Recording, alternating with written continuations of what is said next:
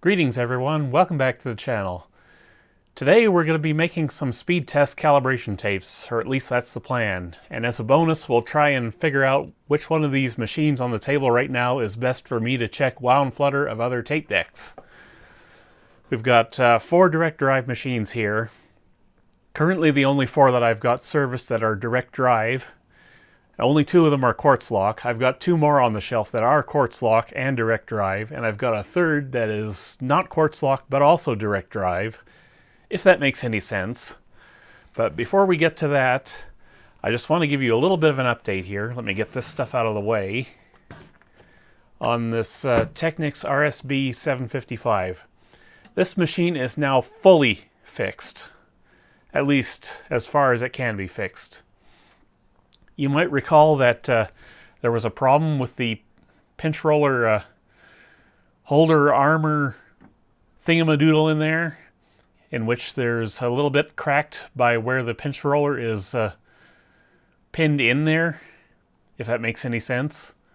Well, as it turns out, I've had a parts machine for this deck all along, or at least for the last couple of months.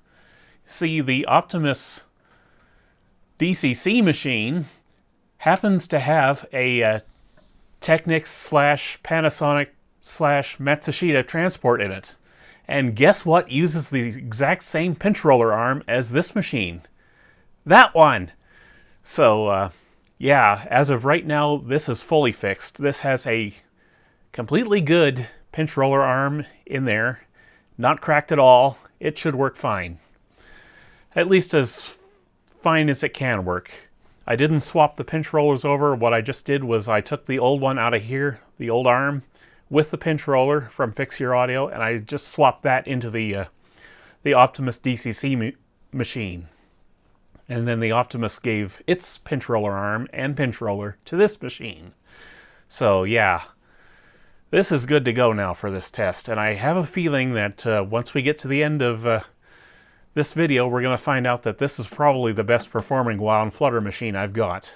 The A&D is probably number 2, but there might still yet be something wrong with it that requires me to be in there fixing on it some more. I don't know if it's the belt or whatever, but the wow and flutter oscillations I was getting with the A&D machine, that turned out to be the thrust bearing on the back side of the supply side supply side capstan. Basically, what was happening was, because there was no support from that capstan or from that thrust bearing back there, it had lost all of its spring. What was happening was the capstan was kind of doing this over time, moving in and out, and that's why the wow and flutter was going from very high to very low, over and over on that machine.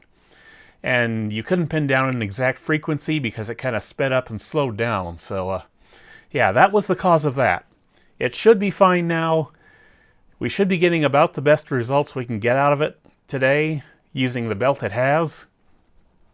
I think what I would have to do to get to the 0.025% wow and flutter that this machine's capable of, I think what I'd have to do for there is take that belt back off and shave it down or something like that, and even it out. In fact, that's what the guy from Fix Your Audio said he does for all of his best performing machines, is he manually tools his belts down with a Dremel and gets them performing as best he can. And I might do some of that at some point, but not today. Not as long as this thing's here. I have a strong suspicion that this machine is running a little bit lower than the Fix Your Audio machine is for wow and flutter, but that's neither here nor there. We're not really here to talk about that today. But before we really get into the meat, potatoes, and gravy of this video, I want to talk about cassettes and shells a little bit here, because this is kind of important for making these speed test tapes. And it's especially important if you want to do one for wow and flutter. Now, I've got a bunch of old mixtapes here I did back in the 80s with some shells, and we're going to talk about those shells. Because when it comes to making wow and flutter tapes using a consumer machine, which is really not the best way to do it, what you have to do is you have to find the best performing cassette shells possible. And that's why I chose these realistic super tapes. These are all from the 80s. They're all very high quality. I know they're very high quality. But yeah, I've also got this Maxell UR here. This one's also from the 80s, 1988. But because this is a 90-minute tape, and I'm not entirely sold on this shell, it's probably the one I would least want to use for actually doing these tapes with. I'll use the super tapes first, and we're going to be going through all 3 of these today. And yeah, I'll probably want to go buy more of these. In fact, I would like to find 30-minute ones if I can, because less is more in this kind of situation. When you're talking about tapes that only hold 46, 30 minutes, the tape is thicker in these types of tapes than it is in one of these 90-minute doohickeys. So, yeah, I consider that kind of important as well. But I want to talk about the Fix Your Audio calibration tape first. As I mentioned in my last A&D video, where I actually found the WoW and Flutter issue, the Fix Your Audio tape is now damaged, and I wanted to talk about that a little bit. So here is the old shell from the Fix Your Audio tape.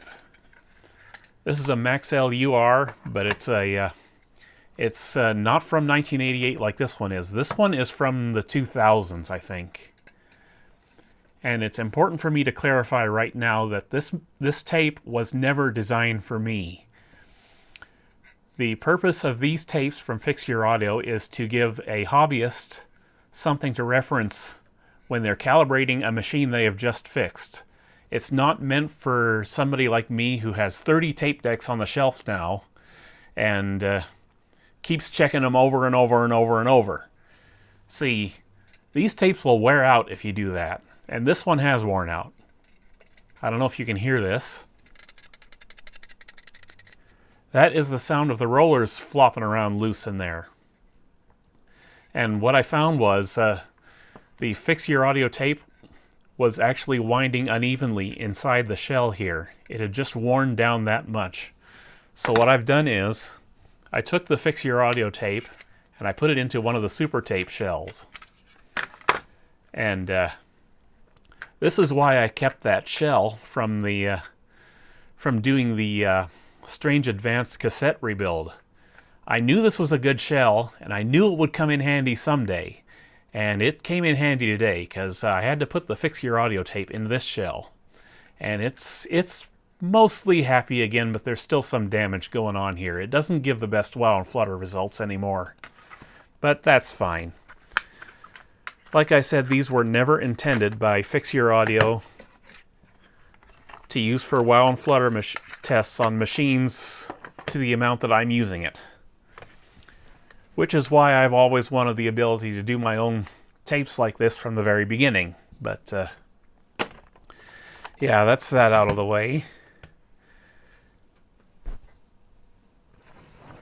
Now we'll take a look at some other shells here. These are all varying quality here, just to give you an idea of what to look for decent shells for doing these tapes with. This is a good one. This is from the early 90s. It's a Maxell XL290. This would be fantastic to use for speed test tapes if it weren't for one thing.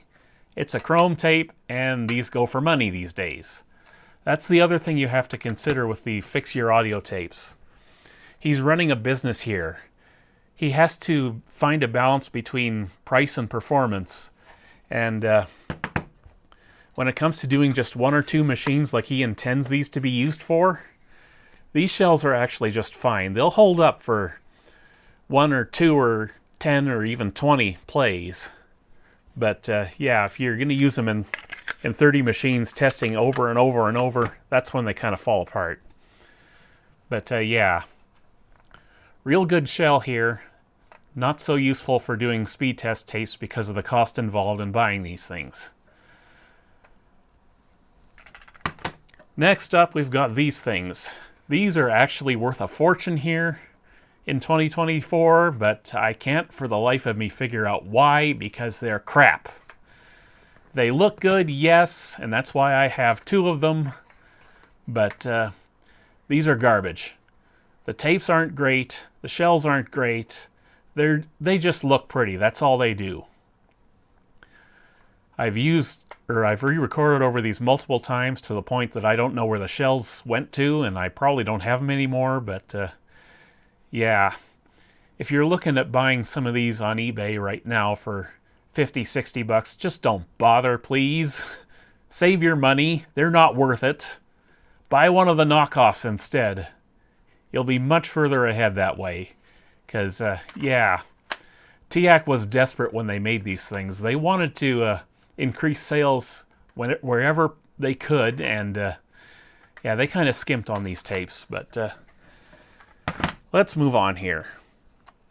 Next up, we've got one of these capsule things. This is a decent shell. Don't get me wrong, but these I kind of felt were a step down from my favorite shells when I was doing taping yet. I prefer these gray ones over the capsule ones, but the capsule ones work fairly well as well. But next up, these are my favorite shells right here. These always were. And I was really sad when I couldn't get them anymore. They just look great. They're really well built. Not too expensive. And they just got the job done. I love these tapes. I've got a few others sitting in the rack right now, or in the shelf right now, that I could use for doing speed test tapes or other demo tapes or whatnot, but yeah, they're probably best suited for demo tapes because they've all been recorded on before. I want new tapes for this kind of thing. And last, we've got the old Sony Metal Master. Best shell and best tape I've ever used. But you are not going to be using anything like this for a speed test tape. I'll tell you that right now, because at 200 bucks a pop, not worth it.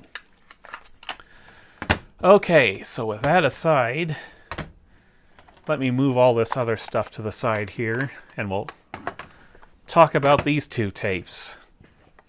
Now, this is the one the Technics made originally, but as I explained in my last A&D video, this thing's been erased because I set the gimbal magnet on top of the thing and just wiped it out.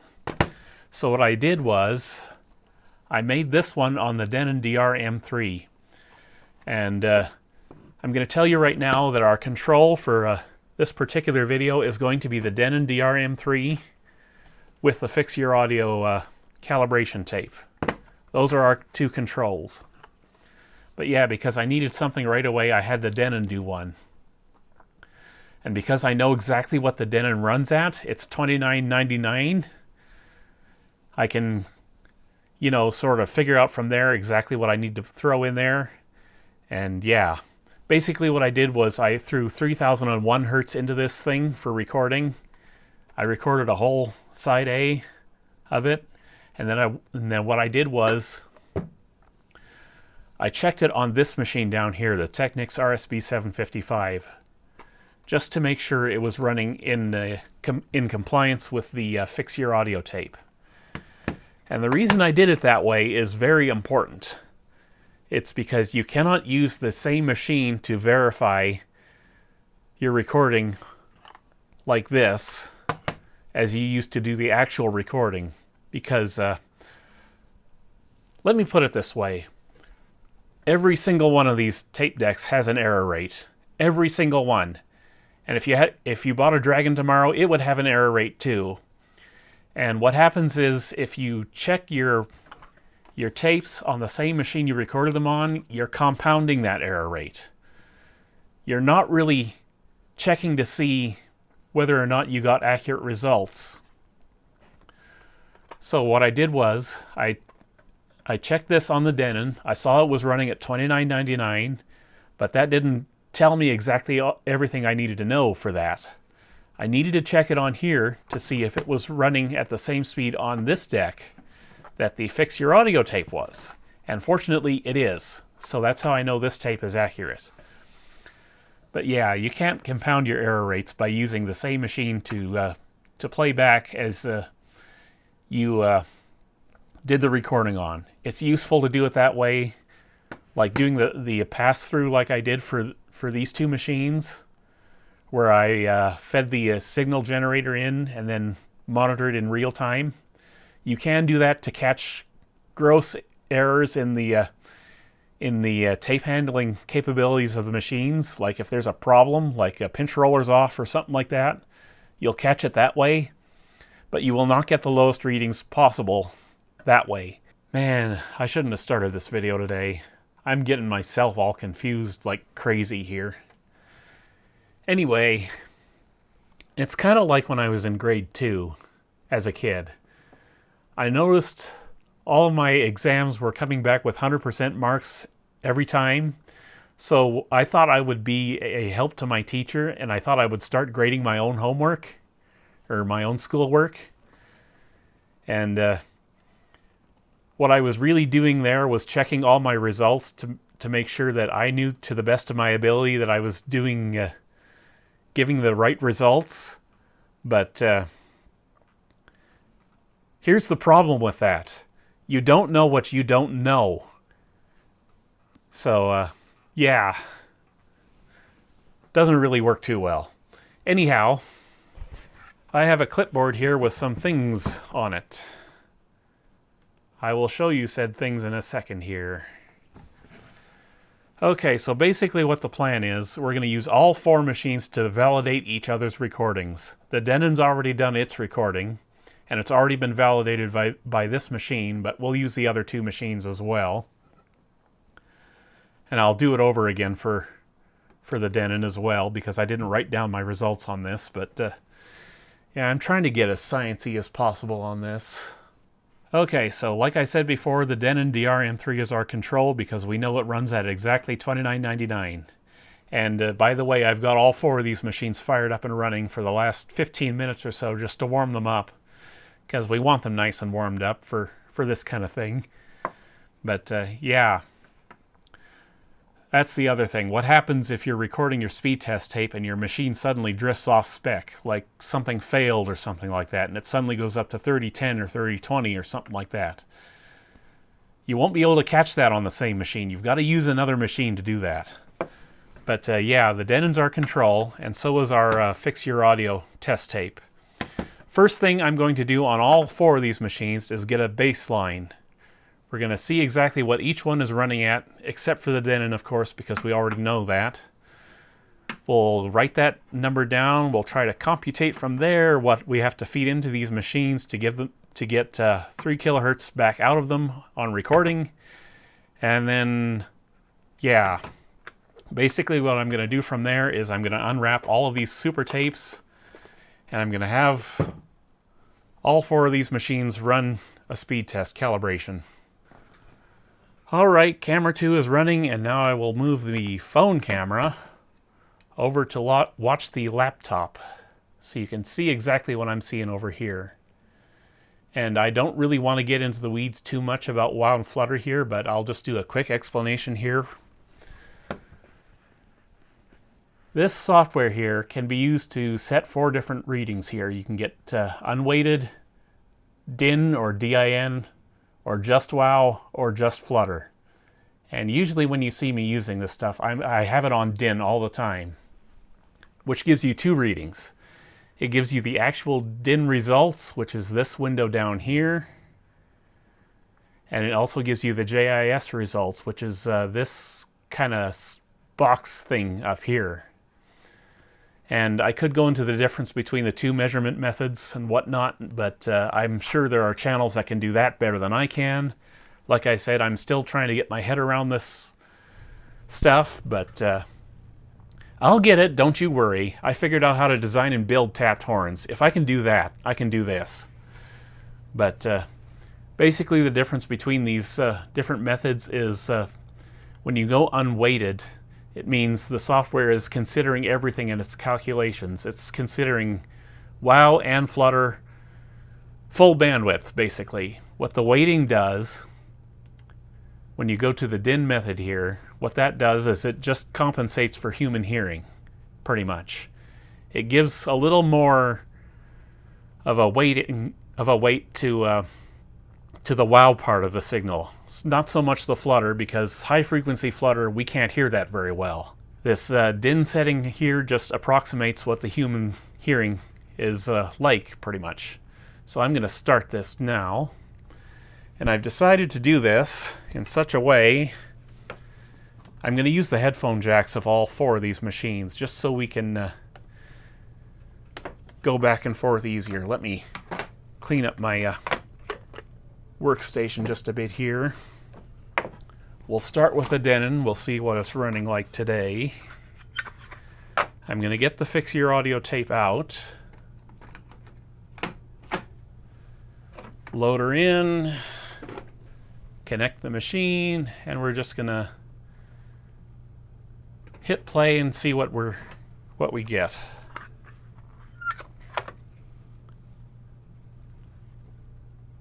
And I've already done this before today, so... Oh, it's actually running a little faster today. When I did this before and made this tape before, it was running $29.99, but today it's running at 3001. Interesting. That's the kind of difference it makes, though, when you come back a different day and the temperature in the room is different and the deck's been sitting here warming up and whatnot. And you can see what the wow and flutter is doing on this tape now. It's bouncing around from 0.05 to 0.07. And I don't know if I can stop this and go to unweighted. No, I can't. It's not going to let me do that. I have to restart the application. I'll just show you what unweighting it does.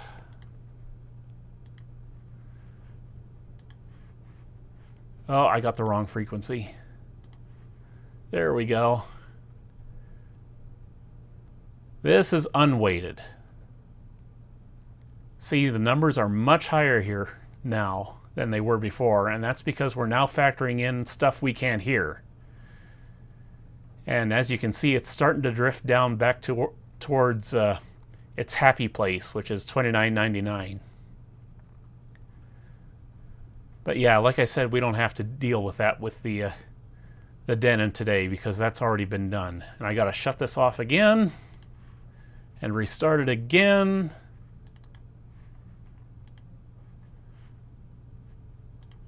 So we can get back to our DIN results. And yeah, 0.05 for wow and flutter is pretty good. Now it's starting to get more towards what I know it's capable of, 0.04. That's usually what it does when it's warmed up. But yeah, that's that result. I'm going to take my Fix Your Audio tape out of that now, and we're going to go into the Technics next. See what that's doing today. And fair disclosure, I'm going to probably be splitting this video up and doing most of this tomorrow, so I'm going to have to redo all these measurements tomorrow, just so I know what I'm doing. And what the heck are you doing, Windows? Okay, let's check the Technics. What's it doing today?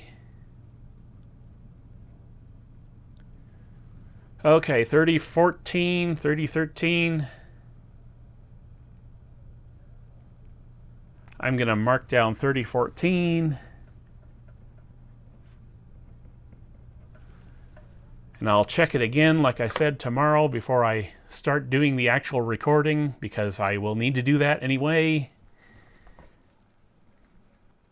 And for wow and flutter, we're getting 0.05-ish%. I've seen much lower than that on this machine with this tape, but you got to keep in mind this tape is now damaged, so we're not getting a fair result from it.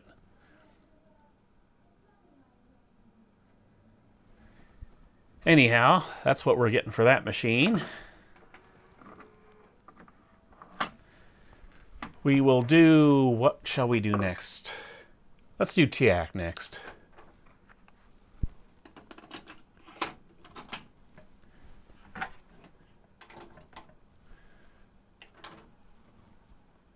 Okay, the TIAC, what is it doing today? Is it working today? Do I have it on the right selection here? No, I don't. Okay, yeah, that's what I thought. I remember this doing pretty well after calibration. We'll just sit here and watch it for a minute or 5. We have to do that anyway for these JIS results to be accurate here. Yeah, it's still doing 0.05, 0.06. It's not the best for direct drive, but I suspect the real motor might need attention in this machine. I'm not interested in doing it. Basically, just what we're doing today is figuring out what it runs at so we can use it to verify the accuracy of the other tapes we're making here. It's going to do a tape, don't get me wrong. It's just I don't plan on ever using that tape, so like I said, we're just using it for validation, and it looks like we're going 3003.5 or so.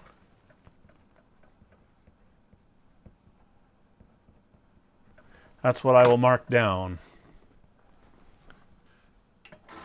And I'll shut that off, and we'll go to the big A&D machine.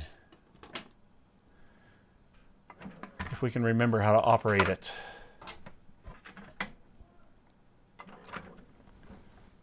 Okay, here we go. And this machine is doing 3016, I'm going to say. We'll just watch it for a few minutes, or a few seconds, as it were.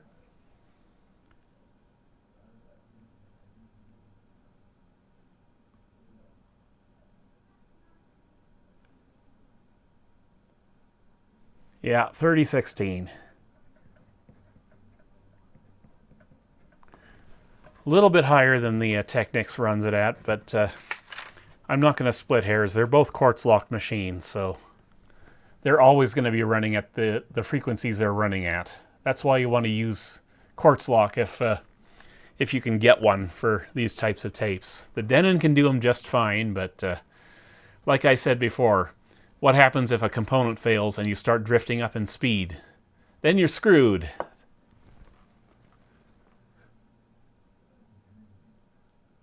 So yeah, 0.07, 06, 05, holding fairly steady.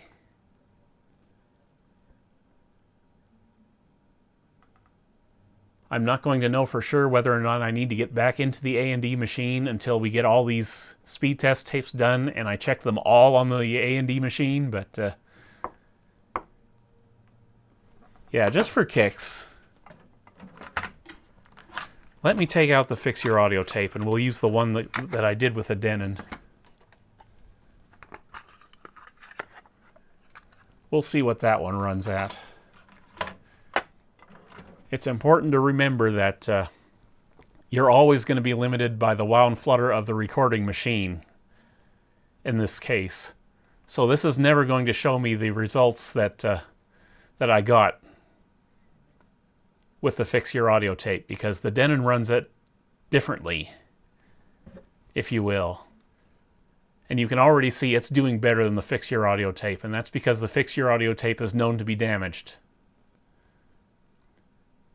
0.54, 0.06, and it's running at 3014. So the Denon speed tape is a little bit off compared to the Fix Your Audio tape, but it's like a couple of hertz. I'm not too concerned about that. When it comes to 5 hertz either way, I just don't care. These are imperfect machines. You can't expect perfection from any of them. I think I'm good with this result. I'm not going to re-record this tape. It's plenty good enough to dial in the speed of a cassette deck on the shelf back there. It doesn't matter if it's running 5, 10 hertz slow. I don't know if you guys regularly watch 12 volt vids. Well, that guy has perfect pitch. And if you know perfect pitch, that means that people like that are extremely hard to impress, because they will instantly nail whatever pitch is being played. And we're down to 3012 2. That is not so good. Let me get the Fix Your Audio tape back in there. The A&D machine might not be ready for this video.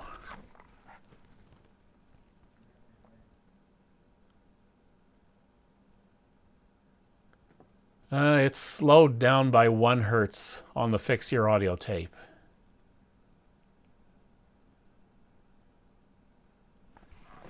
I'm going to cross out my 3016 and go 3015.5. And I'm going to have to do this again tomorrow when I do the actual recording of these tapes, but whatever. But yeah, if Dave over at 12 Volt Vids has perfect pitch and he doesn't mind a quartz lock machine running at 3015, we're going to be fine. That's all I'm saying there. We're not going to notice 5 or 10 hertz either way. Let's see, am I putting the right tape away? Yes, I am. So, let me get you back away from the laptop here. We'll come back down here. You'll notice I haven't written down the wow and flutter here, and that's because we were just using the Fix Your Audio tape for now. I want to get all of these other tapes recorded before I start writing down wow and flutter figures. And you'll notice I've put NA next to the DRM3 here, and that's because the DRM3 cannot be used to test its own tape, like I said before. And it's going to go that way for the rest of them too, so we'll just write these in now. Not applicable. And not applicable. And once I get all this data, we'll be able to figure out exactly which machine's doing the best wow and flutter. I hope. We'll see what happens.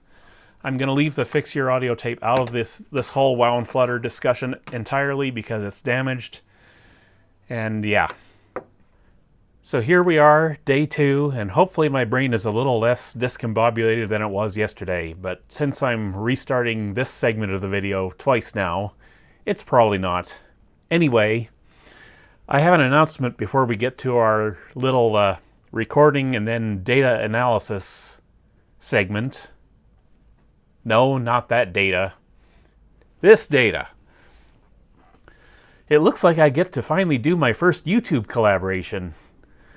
Peter from ASB Custom contacted me, and he said he wants to do a video at some point on doing these types of wow and flutter tapes, and why sometimes it's not such a good idea to use the same machine for checking your results and whatnot.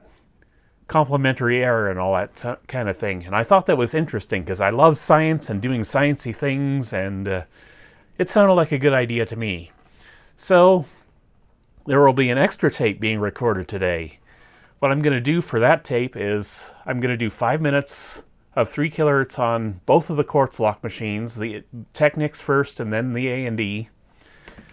And I'll probably put it on this tape because I can't spare any more of the super tape 46-minute jobbies. This one should work fine. It's from 1988 as well. I would prefer to use slightly better quality tape for this, but the shells in these are pretty good, so this will work. It's just when you get to these 46 and 45-minute tapes and less, they get expensive, so I can't really spare the super tapes. Anyway, that's what I'm going to do. I'm going to record 5 minutes from each deck on this tape, and then I'm going to send this down to him to use in his video on the subject. So, yeah, make sure you go over and subscribe to him so you can get that part of the collaboration. I'll leave a link down below in order to so you can find his channel and whatnot. And yeah, just subscribe to him anyway. He's an awesome guy, and he really knows what he's talking about. Anyhow, back to the matter at hand here. I'm going to zoom in here. I've already done my calculations here, but yeah, DRM3, it's going to get +2. Well, already has, because that tape's already done. The 755 is going to get -28 Hertz. V900X, -7 Hertz. And the Z9100 is -31 Hertz. I think. I'm debating whether or not to go down to minus 30 hertz and setting this up as being 3015 instead of 15.5. That might be the right call. If I decide to do that, I'll let you know, after I do the recording. But I want to mention real quick that I have to check all of these decks right now because I'm coming back on a different day just to see what they're running at. I will double check the 755 because that's the first one I'm going to be recording on today. And I'll make sure it's still running at 3014. And that's why the Denon is powered up right now. It's going to be checking the Technics results. And then, yeah, if it's running properly, I'll do the full 22-minute or whatever it is recording on the now blanked cassette here. But, yeah, that's the one I need to work on first here, so that should go in now. And what I'm going to do for that tape is I'm going to fast forward it and then rewind it all the way. This is to make sure it's got an even winding on that tape. And then for when we get to the data analysis part of this, no, not that data. What I'm going to do is I'm going to wind each tape to the middle, and then we're going to watch for a minute or so to let the reading stabilize. And that's for another reason, actually, I should mention. I'm doing both JIS and DIN measurements, both of them. And JIS, the little box I showed you in the software, that requires about a minute or so to average out the results. So yeah, I'll get both readings so we have as much data as possible to go with. No, not that data. But anyway, that's the plan, so I best get started here. I'll see you when I get all the recording done. Alright, so all the recording has been done, and we're just about to start collecting results and tabulating them here. I've gone back to dual camera mode, so I hope this works out. I think I had the camera underexposed for the first part of this, but whatever. I realized I was kind of an idiot earlier. In fact, I didn't have to do any math at all on the RSB 755 and GXZ 9100 because the reference tape already gave us the results we needed in order to put the signal back into it. So for the 755 it's 3014, and I decided to go ahead and do 3015 for the 9100. So yeah, didn't have to do any computations there, just for the 900X and the DRM3. So yeah, there was that, and also I had a little bit of an issue with the A&D machine. Well, kind of yes and kind of no. It had some trouble getting the levels even with the super tape, but that will have been the tape at fault. I think it needed just a little bit more on the left channel than the right channel or something like that, but yeah, that was the tape. The A&D machine had no problems whatsoever with the TDK D60 that has now been shipped off down to ASB Custom. So I'll be interested to find out exactly what he thinks of those recordings and whether or not we'll be able to tell whether or not either of these two machines need further work or not. But for now, we've got to collect our data and interpret the results of said data.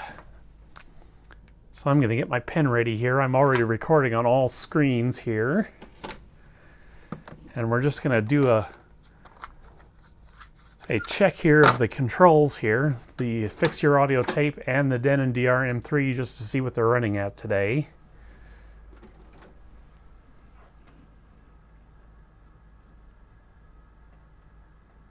$29.99, same as usual. So that's that done, and we'll start doing this with the Denon DRM3, I think. If I can get the Fix Your Audio tape back into the case, I'll do that anyway. There we go. Okay, so which is the one I have to exclude from this? That would be this one. The Denon doesn't get that tape because it made that tape. So, just to keep things straight here, I forgot to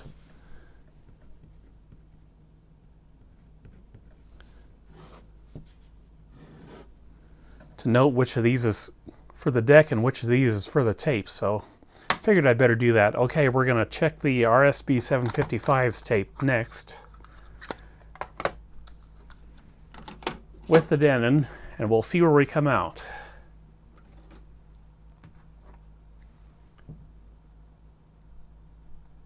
Okay, it's running slightly faster than the Fix Your Audio tape, but not by much. 3000 on the dot. So it might be 1 or 2 hertz off, but I don't care about that. 1 or 2 hertz means nothing whatsoever for cassette tapes. And let's see, what are our RMS values here? 0.0. Well, we'll call it 0.04. That's for the DIN number. What's our JIS number? Just have to sit here and watch this for a minute or so, just to let the averages average out and whatnot. Looks like 0.0495.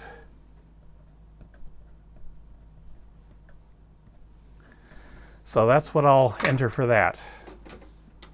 Okay, we'll shut that tape off now. Next up is the V900X tape.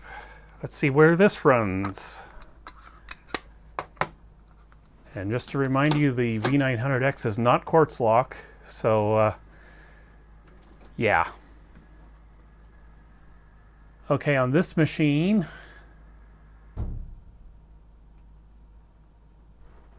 it's kind of bouncing around a little bit. I'm going to say 0.05 for the DIN number, and as for JIS, same deal. We got to wait for it to average out.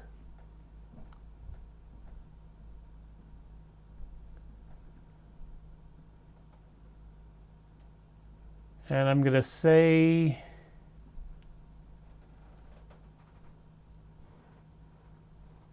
0.055.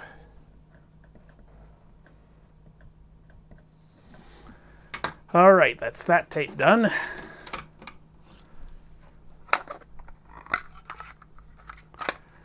So what do I know for sure already?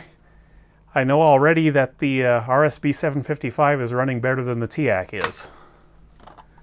But is it running better than the A&D machine is?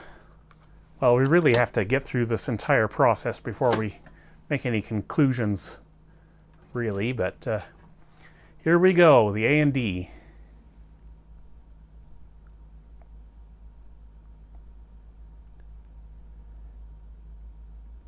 And I'm not liking this. For one thing, the frequency is off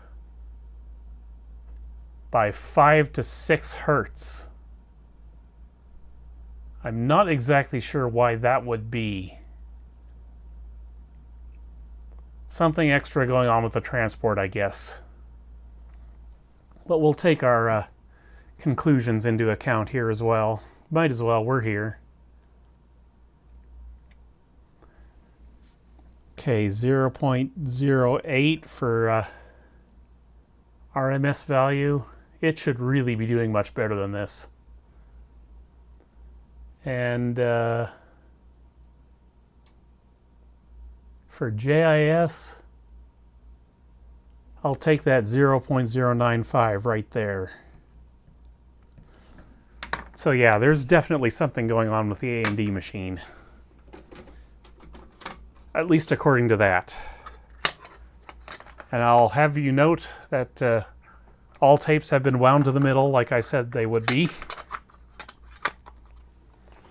Okay, next up. we'll go to the Technics. And I think I've already done this before on camera with you guys, but we'll do it again anyway, just for consistency of results here.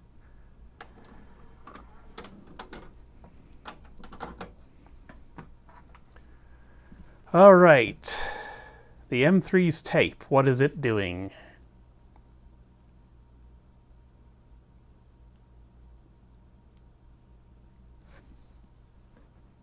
Looks like about 0.042.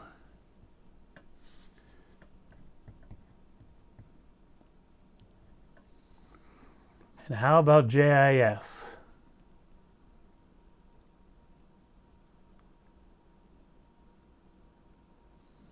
.045. Interesting. Okay, we'll pull that tape out.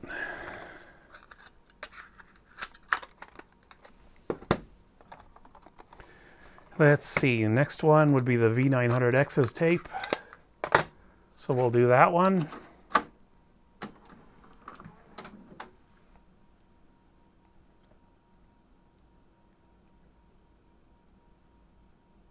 Well, that looks pretty good.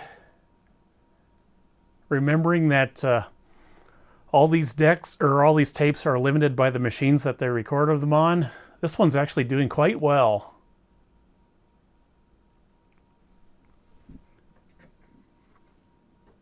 I'm going to say 0.045.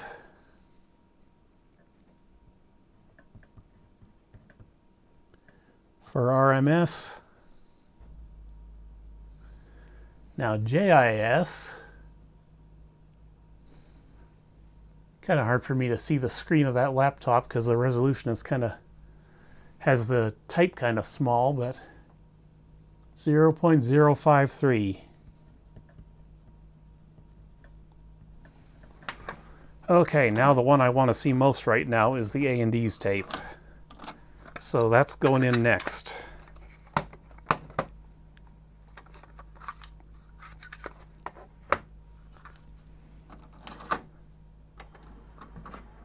Okay, what do we got?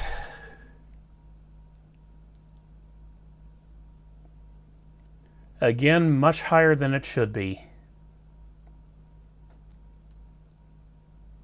We're running at 3021 or something like that. So it's still running about 6 hertz fast. It should be 3014 on this machine.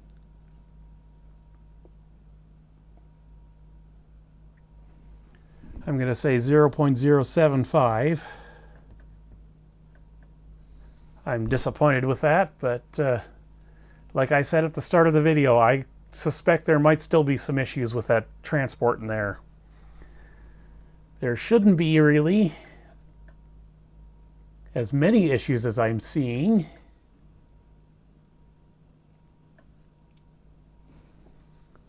Zero point 0.0972. Disappointing.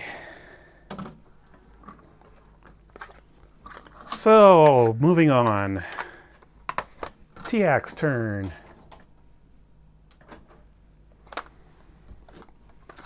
As usual, we'll run the DRM3 tape.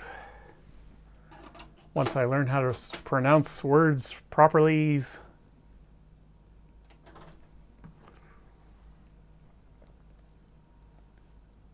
Okay, this one should be dead on target.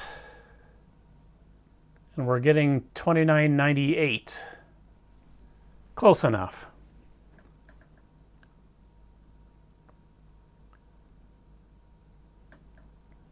Yeah, we're right around 0.045% on that. For RMS value, that is. Now JIS.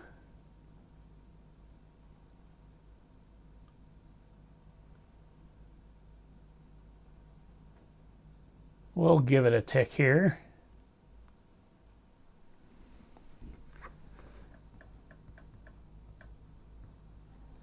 0.0512. Works for me.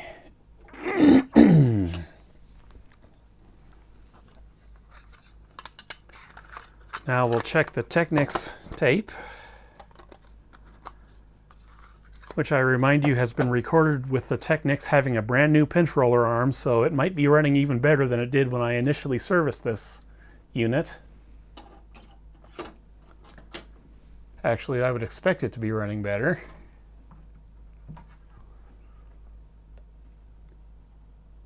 Okay.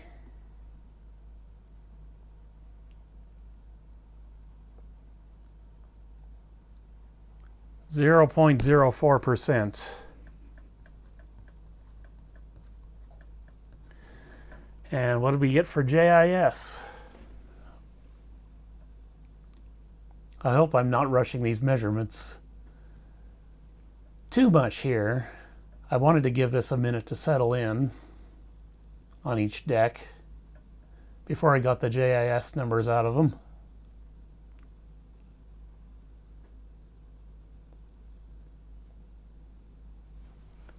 Okay, 0.047. I guess we'll take that. Whoops, didn't mean to hit rewind.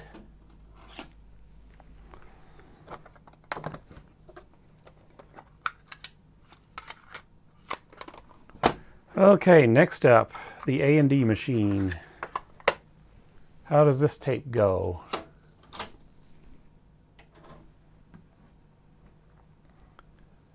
I'm noticing the record levels are still uneven on this tape. That's fine. It doesn't need to be anything special. And once again, 6 Hz fast. With high wow and flutter. Maybe those door springs are a problem on the A&D yet.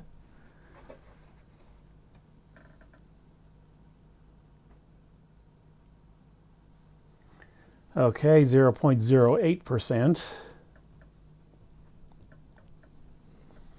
It'll be interesting to see how these test tapes do in the A&D machine.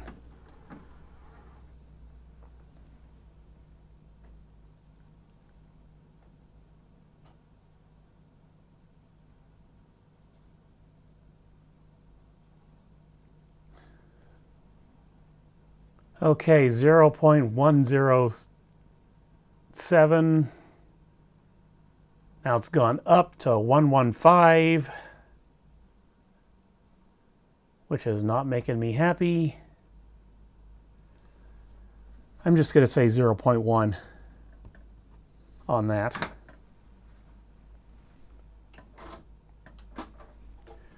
All right.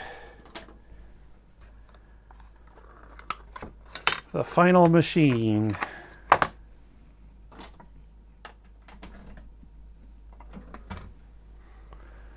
All right, first up, the Denon tape.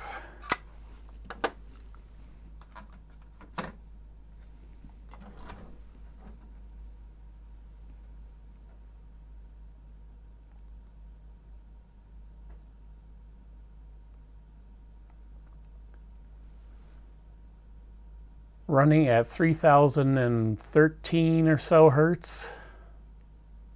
So that should be accurate.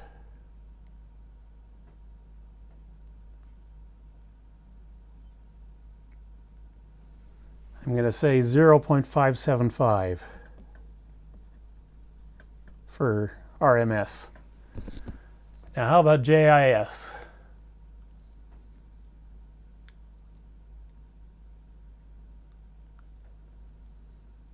.064.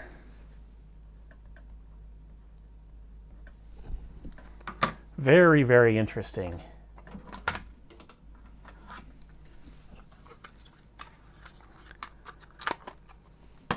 Now, let's find out what the Technics tape runs at on this machine. This is what I'm most curious to find out now.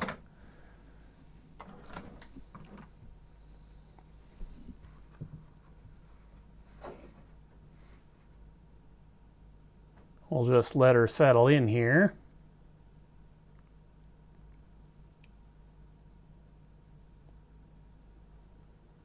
Looks like 0.0522 to me.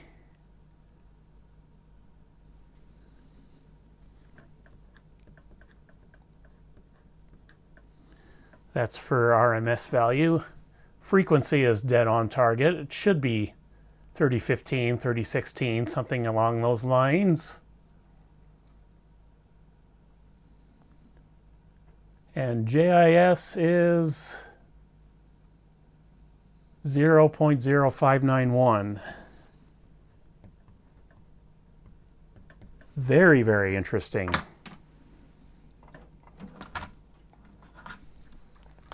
All right, well, you got one tape left to go, and that's the V900X's tape in the A&D machine.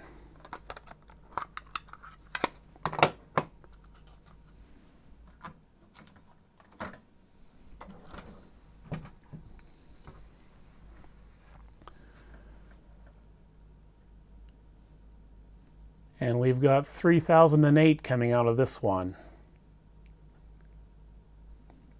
So methinks I kind of screwed up the TX tape in some way as well. Possibly, I don't know. There could be something about these machines that interfere with each other and in terms of their WoW and Flutter and speed readings here.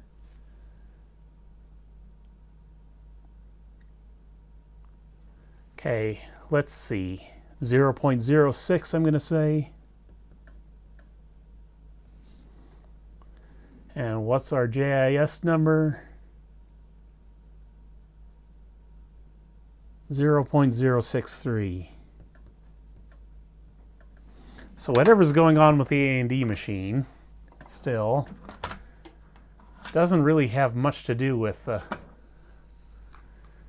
the machine itself, I think. I think we're all getting compounding errors between these machines. Let me try this tape again with the Denon, the V900X tape. I want to make sure it's dead on the money for speed here.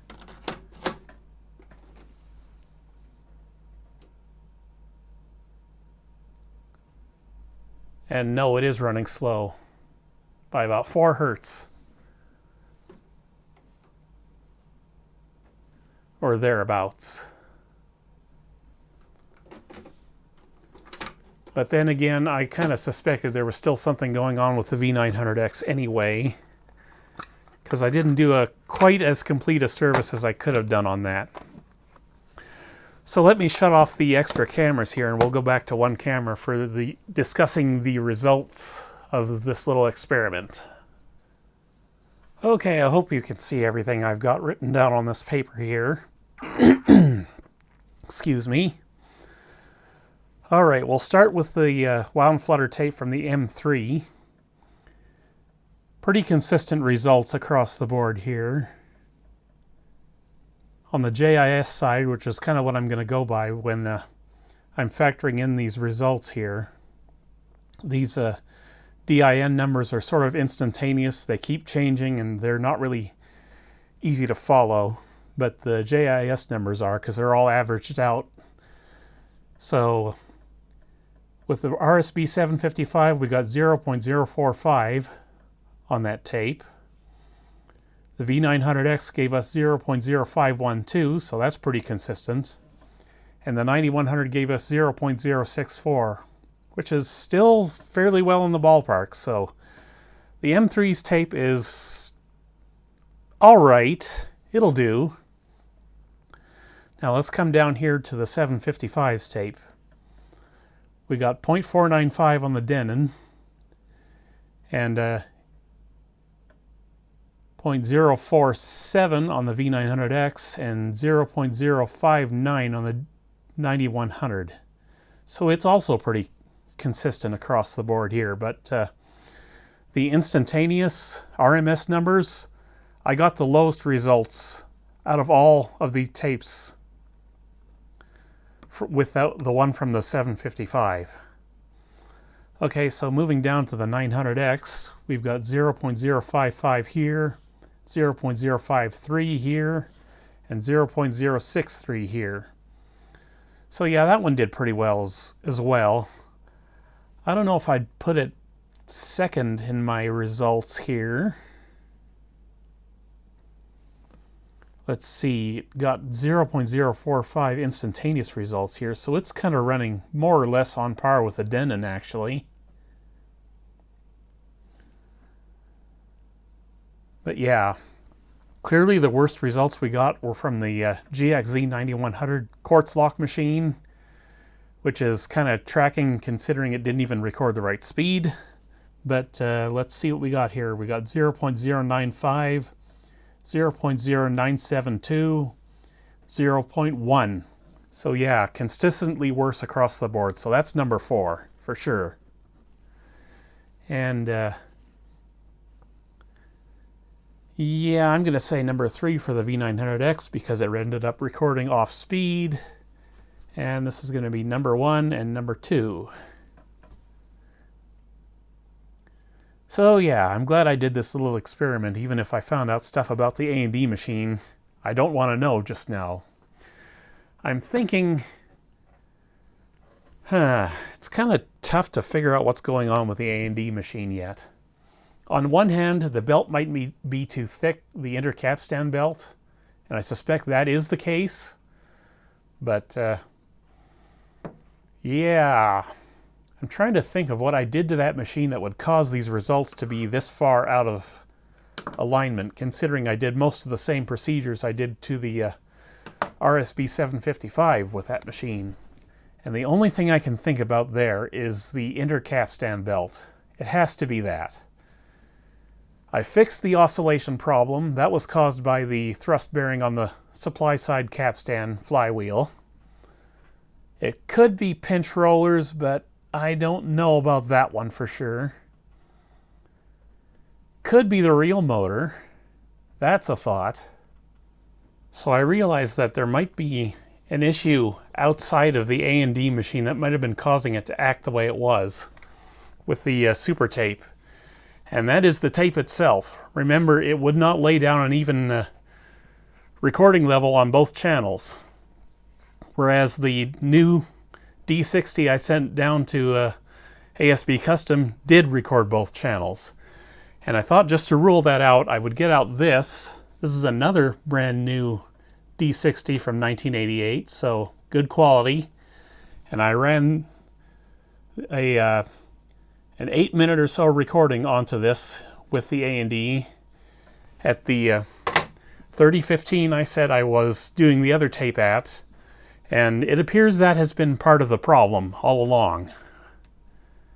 Let me show you here. I've got the D60 in the Technics right now. I'm going to show you exactly how this one measures. Again, recorded by the A&D. And look at that. The frequency is right on target.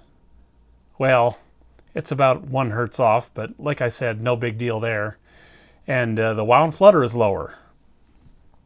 Not by much. There's still something going on with the A&D machine that's contributing to that. Possibly the door springs, possibly the real motor. It has to be one or either those two things, or it has to be the intercapstan belt. It can't be anything else at this point. But yeah, that's what I'm getting from it now with the Technics. And these are the numbers I got off of it. I checked it on all 3 machines that weren't the A&D, and here's the numbers I got. So they're down across the board. So the tape was definitely an issue with that.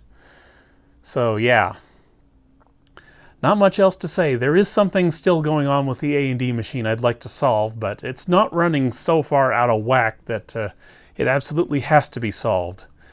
Especially while this machine is able to come up with such an awesome test tape recording.